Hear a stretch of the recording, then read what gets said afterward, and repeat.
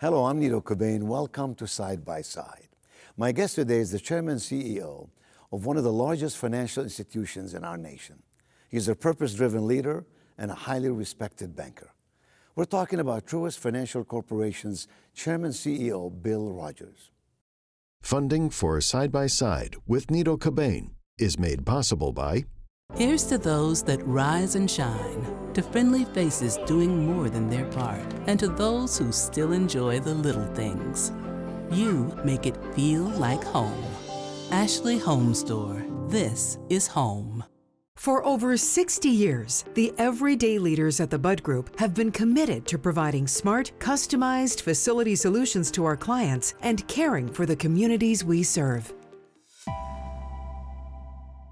Coca-Cola Consolidated is honored to make and serve 300 brands and flavors locally. Thanks to our teammates. We are Coca-Cola Consolidated, your local bottler.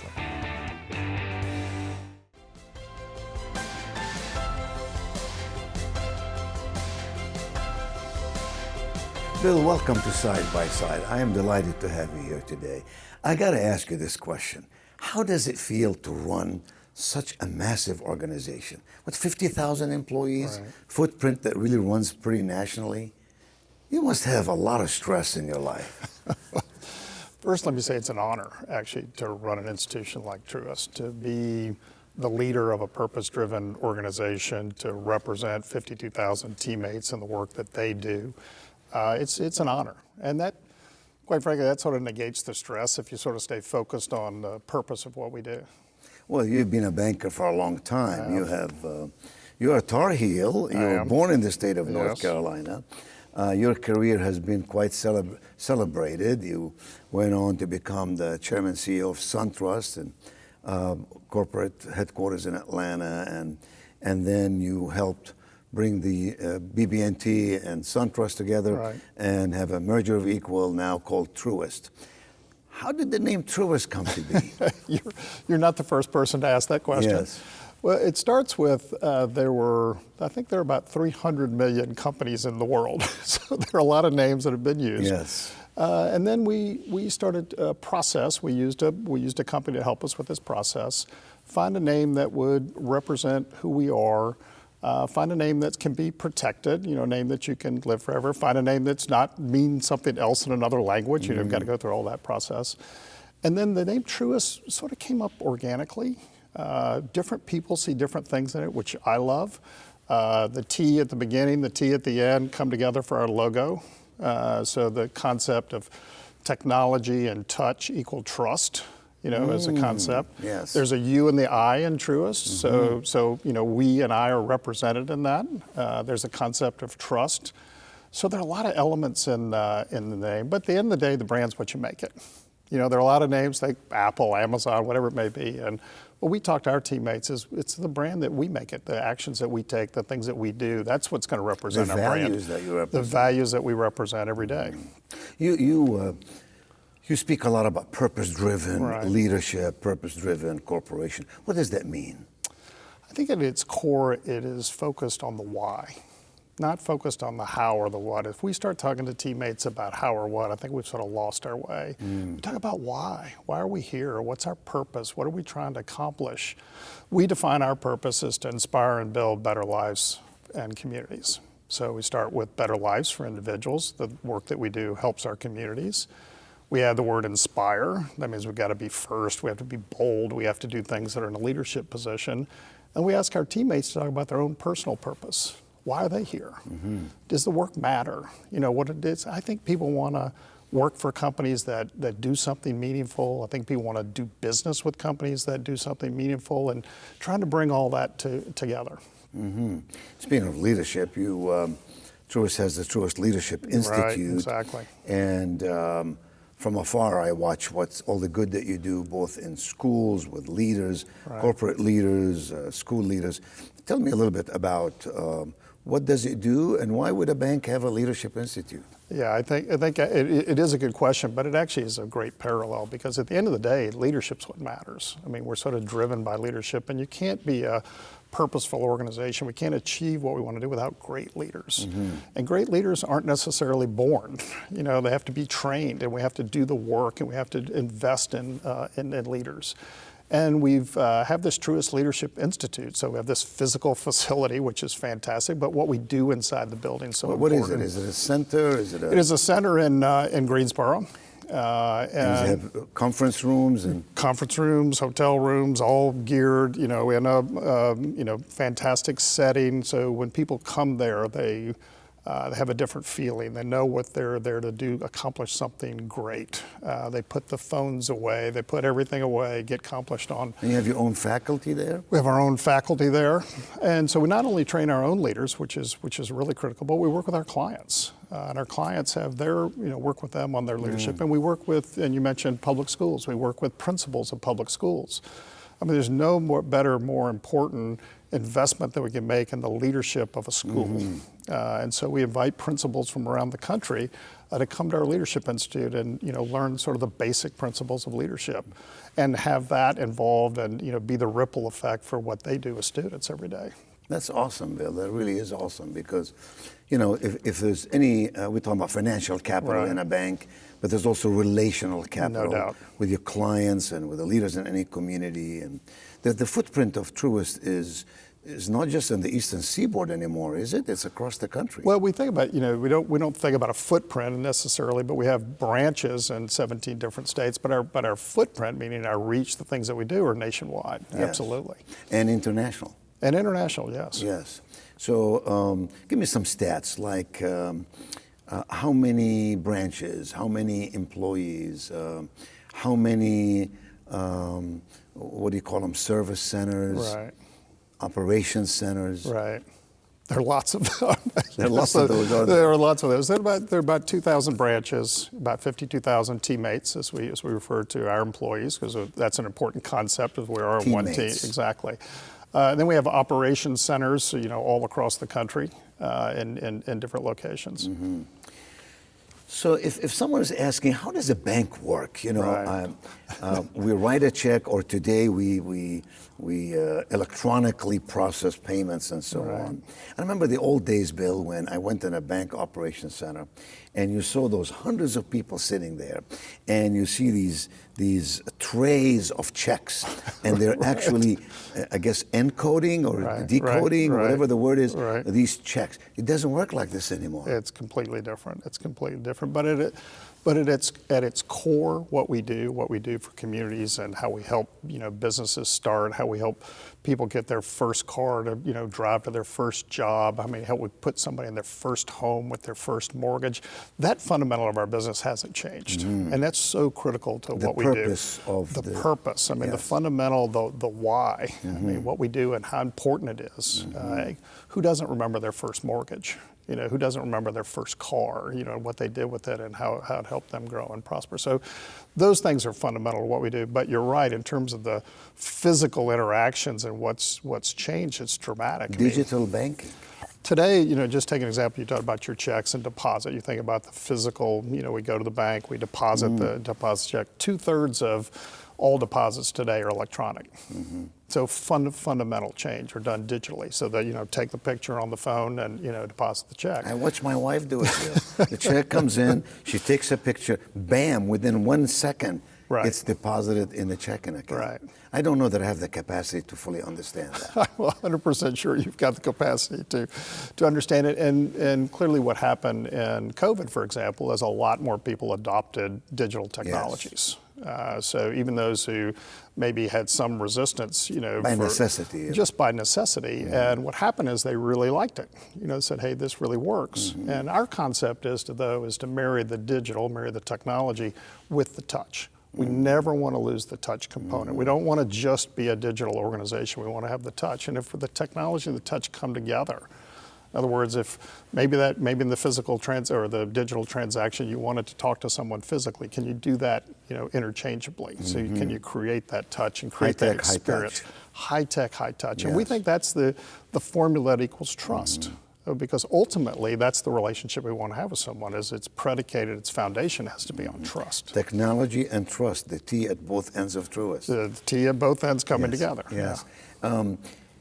I remember the days when economists and futurists all predicted with a high degree of confidence that the 5,000 or so banks in America will become no more than 5 or 50. Right. That the branches in the neighborhood will all disappear. There will be no such thing around. That hasn't happened, Bill. No, that's right. Well, there are fewer branches. I mean, there are fewer banks than there were. But the concept of an ecosystem of banking is still just foundationally strong. You know, community banks, credit unions, large banks. We think we're a large community bank. We think we actually bridge both of those. But that concept's still alive and still important. And I think we'll continue to be an ecosystem as long as we have what we talked about earlier, as long as we have that foundation of trust with our clients. And that's all based on human connectivity and human communication. Exactly, human Relational connectivity, capital. right? And being active in communities, being shoulder to shoulder, you know, elbow to elbow with people who are trying to build those communities. You just can't do all that digitally. How does a leader capable, experienced, confident like you, purpose-driven, bring together two organizations with large population of teammates and merge and purge, nurture and nourish the culture in a way that it becomes one? Of course, it takes time. We get that, but that has to be a very difficult thing to do. In the construct of the physical things, very difficult. In the concept of the foundation of purpose, actually quite easy and quite focused. We set out on a course that we wanted to build something different, and we wanted to build a company that was actually built on purpose, that foundation would be deep, you know, it would be deep pillars into the, you know, into the concrete, and built it on, predicated on purpose, that we would start with that as a foundation. So when we start with that, the other stuff becomes sort of easier. It drives the decisions. If you drive them all from the why are we here? What are we trying to accomplish? What's the North Star? Things that seem like they're desperate start to come together. I have a leadership value that is simple. I like to keep things very easy, and it's to bring clarity from complexity and purpose to the work. So the job's not to make it harder, it's to make it easier. Nobody wants to understand how hard it is. They want to understand how easy it is, and they want to understand their role. You know, is their purpose to the work? Why am I here? Does my work matter? You know, this report that I'm generating, am I generating a report, or am I generating a report to help build a better life for someone? And I think when we make that connection, that makes the glue, creates the flywheels. I mean, all the concepts of creating a purpose-driven company. Yes. So it is complex in one sense, but in the other sense, it's very clear. Because humanity has commonalities. It does. We all have fears and aspirations and goals and needs. And so if what I hear you say is you appeal to the person, you make sure the person understands their important role in an organization, then they're willing to come together to make good things happen. Well, we ask every teammate in our company about their own personal purpose. So we have our company's purpose, but we ask all 52,000 teammates, what's your personal purpose? You know, share that with us. Share that with your teammates. You know, why are you here? How does it matter that you live? How does it matter? What do you want to accomplish in your life? And invariably what happens is that personal purpose has a connection with the company purpose. That Venn diagram almost always overlaps. If it doesn't overlap at all, maybe, you know, it's not a right match, but it almost always overlaps. Some cases just right on top of each other. And when that happens, that's the flywheel effect. When someone sort of feels, wait a minute, my personal purpose, what I want to accomplish is aligned with what the company wants to accomplish, then all of a sudden it's not a job anymore. I mean, the job goes away. It's I'm purpose driven. What I do is so much bigger than just a job. It becomes a partnership. It totally becomes a partnership. Yeah. Let's talk a little bit about workforce. I mean, you hire a lot of people. You have to attract them in the first place. You have to develop them, grow them, nurture them. Then you have to retain them. The world is changing. Young people today have different aspirations, different mannerisms for doing work. Tell us about the one or two things that you, in your career, you have seen happen in terms of changes and transformations in the workforce. You know, everybody talks about different generations, and you know, we got Z, and everybody talks about different generations. I think it's about people. It's not about generations. It's not about putting people in buckets and defining them by when they were born. And their expectations are different. They want more from companies. I think they want to work for companies that stand for something that's meaningful. I think they want to do meaningful work. And I think that's a great aspiration. I think they should challenge companies to provide that. I think they should demand more from us. And different generations are doing that. But exactly what you said. So we have to be attractive. We have to be the employer of choice. We have to be a place where people want to come. And then we talked about earlier about the Leadership Institute. Then we have to develop it. We want people to have meaningful careers at our institution. People talk about wanting to do a lot of different things. I've had 7 or 8 careers. I've just had them at one company. So we do believe in the fundamental concept of you can have a lot of careers, but why not have it at one company? And investing in their leadership and investing in their development and doing that in partnership with them. What's important to them? What do they want to learn? What are their aspirations? And we can provide that within our own 4 walls. When you look at college graduates today, and I know you attract a lot of them in the leadership development program and so on that you spoke about, what frustrates you the most and what do you celebrate the most? I actually don't have a lot of frustrations because I celebrate, because I think students are coming out of colleges today, they're coming out much more clear-eyed about what they wanted to do. I remember when I started, I had no clue. And you went to the University of North Carolina, Chapel Hill. I did. Well, let's not attach those things with no clue. But I had, I didn't know what I wanted to do with a career. I thought I'd start in banking, then I'd learn some other things and go do something else. And I found that, wow, this really aligns with what I want to accomplish. But I think students today are much more clear-eyed. I think they're Are they prepared for business and life? I do think they're better prepared for business and life, and I think the university systems have done a really incredible job, and because they've asked the questions. What do you want? What are the life skills that you want to attain? How do we help you along that journey? Most students now have had a variety of internships across this process, so they come in fairly clear-eyed, and I think that's a really, really positive. So I'm a cup half full person. So I don't think about the frustrations. I just think about, it's a great group of students that are coming out of our universities, but they are demanding more, as I said before. They're demanding more of us, and we have to live up to their standards as well. And I think that's a great back and forth. Yes, I think it's a two-way street. It is a two-way street. Yeah. We live in an age of technology, clearly, and you've already spoke about digital banking and how it changed measurably. It must demand enormous investment, both human and financial, to make that possible and available. But also with it come this whole concern across society, individually and corporately, about cybersecurity, about misuse of these services. How does an organization as large as Truist manage that process? It is scary when you think about how the financial spectrum internationally is so interwoven. It scares individuals like me and others that governments or individuals who mean ill and who are adept at playing with technology. How do you manage that? Overcoming that fear in a way that does not render an organization impotent. A couple of things. I mean, one of the reasons that we merged was to create the capacity to invest in technology, both, I would say, offensive in terms of with our clients, but also defensive in protection of our clients, because the stakes are just, as you said, the stakes are going up and they're substantial. I think you have to start with a framework of it's the client's data, not ours.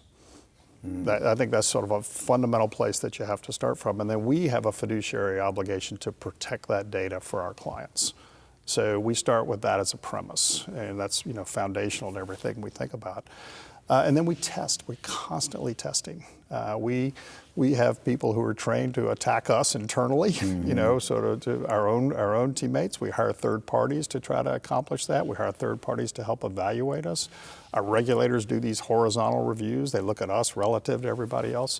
So it is a continual focus. It is an absolutely arms race to make sure that we're investing in the right level. So the bad guys will go somewhere else, not with us. The concept of really, really protecting that client data and constantly testing. I think that's the real framework, is you just literally can't rest any day.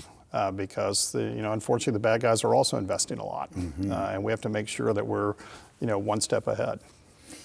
So Bill, you've lived a life that's full, no doubt, in terms of your professional pursuits, in terms of your community involvement. You've been involved in many community leadership positions. You have set a standard for stewardship in the communities. You've spoken about Truist being engaged in the communities where you do business, that you have a responsibility. One of those that intrigues me and inspires me is that Truist actually has programs on financial literacy for children in schools. Is that right? Yeah, absolutely. Yeah, we have a number of programs for children in school, both on financial literacy, and we also have some gamification for children for reading. So it is foundational for all of us, as a society. How does that work? How do you do that? Do you simply fund it, or do you work through school systems? Do you have advisory boards for it? Yes, how does that yes, and yes. It's all yeses. It's all those things. So we work closely with school systems. We work closely with students. We work closely with advocacy groups to make sure that we're designing systems and capabilities that are relevant. We work with school systems to make sure that they're in the systems. And it's amazing. I mean, children who come through some of our sort of core foundational financial literacy programs, within sort of and kids love it. They love the gamification, right? That's how kids learn today. It's totally different, and we through should games. Oh, exactly. We need to adopt to computer games and exactly. So on. We need to adopt to how they learn. So kids who take it initially, different people have different financial foundation. They've learned from different places, but once they go through the process, their learning just goes up exponentially, just with sort of one quick review of a process that adopts and adapts to how they want to learn. So, if you were talking to your children and they ask you the question, Dad, your life has been a life of an achiever. You're the chairman CEO of perhaps the fifth or sixth largest financial institutions in the United States of America. This is a serious achievement, and you've done it on merit and by design. And they say to you, Dad, what are the 2 or 3 lessons you've learned in life that influenced your thinking and impacted your living? What might you say to them? Did my children ask you to ask this question? They asked me the question, I didn't know the answer, so I'll ask you that. I'm very blessed to have 4 children and 16 people in our immediate family, 7 grandchildren. So I have a strong group around me. And it really goes back to the same foundational thing, is to live a purposeful life. And I think if you start with that as a concept, and that's what we talk about as a family, is live a purposeful life, not what the job is, not the things you have to do on the career ladder, but if you live a purposeful life, if you stay focused, if the why is important to you, the other stuff sort of happens and comes along.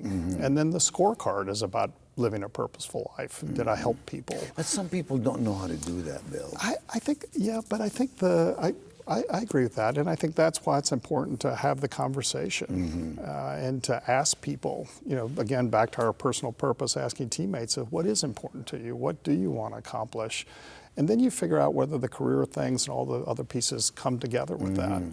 And if the goal is to live a purposeful life, if the goal is to make a difference in the community or the world or whatever your sphere is, I think the other things sort of come together. And you'll do the things you'll train, you'll invest in yourself because you're going to want to do more. You're going to help more people. You want to have a bigger influence. I talk about my personal purpose as take care of my corner. So it's sort of an easy... Take care of my corner. My corner. So it's an easy concept because everybody has a corner. Your corner could be really small. It could be my family. It could be the people I work with. It could be my church. It could be my synagogue. It could be anything in your corner. But is your corner better because you were there? Did you make a positive difference? And you define a corner as it's not a physical space. It's a... Right. And everyone has a corner. And if the concept is if everyone in the world took care of their corner, think about the concept of the whole world as a corner. my corner today is much bigger than when I started my career. It was very small. Today I have a much bigger corner in terms of responsibility. So I wake up thinking, am I making a difference? Did because I was here, was my corner better? Did I have a positive influence? Did I help people along the way? Bill, it's wonderful to hear when someone thinks about a leader of a financial institution, we think economics, fiscal literacy, we think about issues and matters and regulations, and processes. All that's important. That's all important, but it's wonderful to know that you frame all that with foundational thinking that takes us places. Thank you for being with me today on Side by Side. It's a pleasure knowing you, and it's a pleasure hearing you talk about these subjects. Thank you for having me.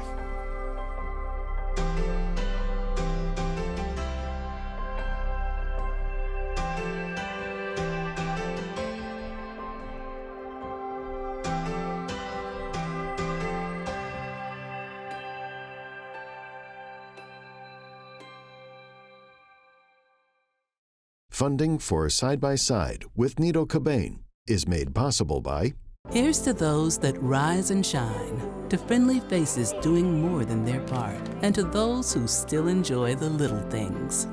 You make it feel like home.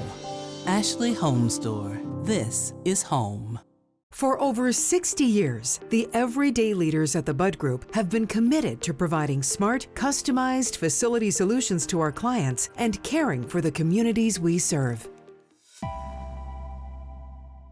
Coca-Cola Consolidated is honored to make and serve 300 brands and flavors locally. Thanks to our teammates. We are Coca-Cola Consolidated, your local bottler.